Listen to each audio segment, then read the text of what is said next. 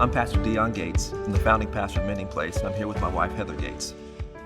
August the 2nd of 2009, we started Mending Place with the sole purpose of reaching people who were far from God and leading them to live a life of victory through Jesus Christ. So within this video, we're going to be talking a little bit about why we exist, and then about our culture, what makes us unique, different than other churches. So I think we need to start with our purpose statement. Our purpose statement, you just said it, was we exist to reach people who are far from God, leading them to live a life of victory. Can you explain more about what that means? Well, I think our purpose statement is twofold. It encapsulates everything that we do, why we do it, and why we do Monday services, Sunday services, Tuesday services, whatever services we may do, and whenever day we may do it. It's all about reaching people who are far and leading them to live a life of victory. So if you'll notice, our statement is broken into two portions. The first half of it is evangelistic, which just simply means that we believe that we are to compel people to come into relationship with Jesus Christ. And that means going out and being the hands and feet of Christ in a very real and practical way.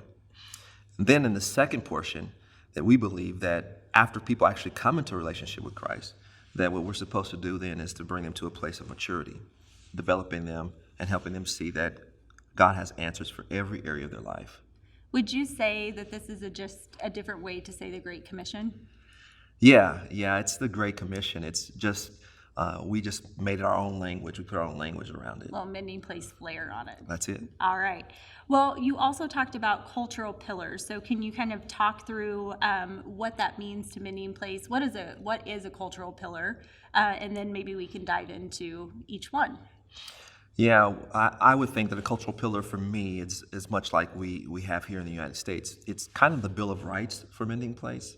It's what you can expect ongoing, long-term, to be the rights of those who participate in this community. We have 6 of them.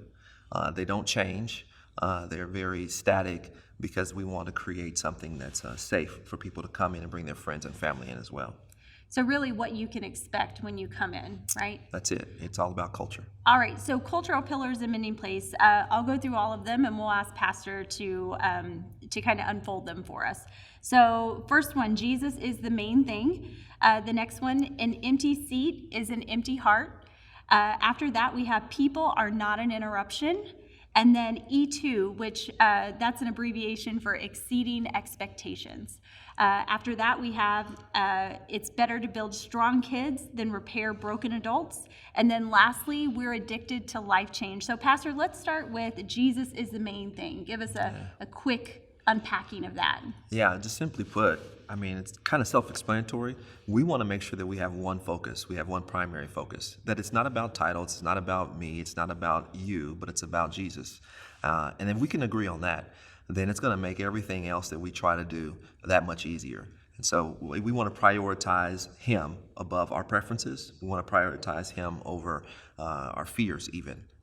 All right, I love it. Next, an empty seat is an empty heart. What does that mean? Well, it continues to push us to not only fill seats just for numbers' sake, because I want to make sure that we disclaim that, but what we believe is that community is important, and having a seat in the community, having a place to belong is important. And we want people to feel free to come, be a part.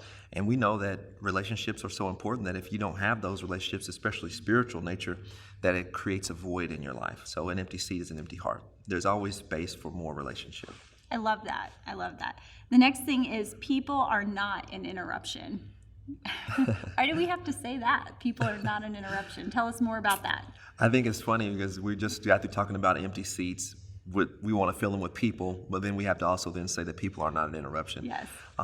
Most times we get program-centric, Yeah. and we become very focused on building buildings or building programs or building things, and we miss at the end of the day it's people that are involved. And Yeah. so we want to just remind ourselves and those who participate in this community that you're not an interruption. So your issues, your challenges, the things that you bring into the room, into the group are important to us.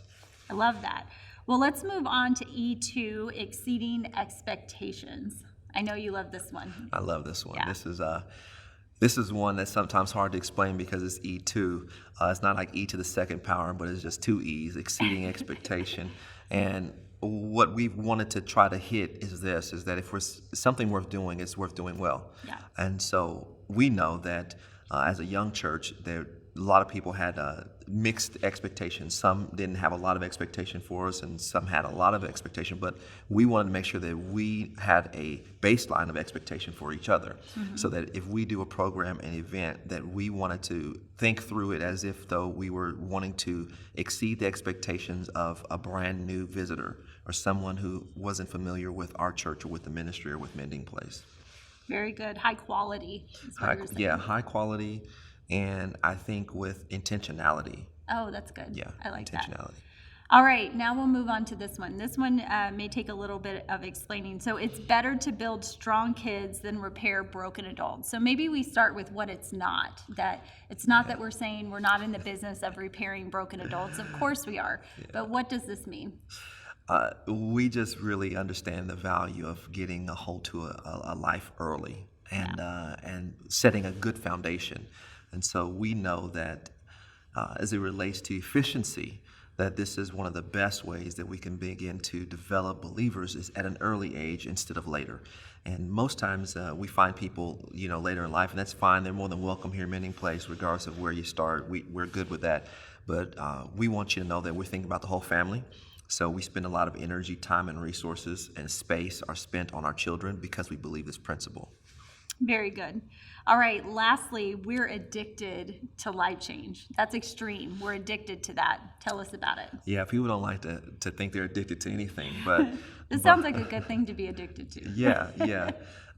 We believe that the gospel is so strong and so powerful, if lived out, that it's going to bring life change. Yeah. That there's going to be a metamorphosis. There's going to be a transformation in the life of the believer, starting, of course, in the mind and in the thoughts, but then being lived out in the actions and the attitudes and appetites of the believer. And so we're committed to the fact that we love you just as you are, but we want to also see and rejoice with you as you change and develop. All right, well, that brings us to the end of our cultural pillars. Yeah, well, I just want to thank everyone for joining us. This is a great place to start. You've gotten a great high overview of everything that we believe here in the ministry at the very core level, but there's still yet more. Stay tuned. There's more to come.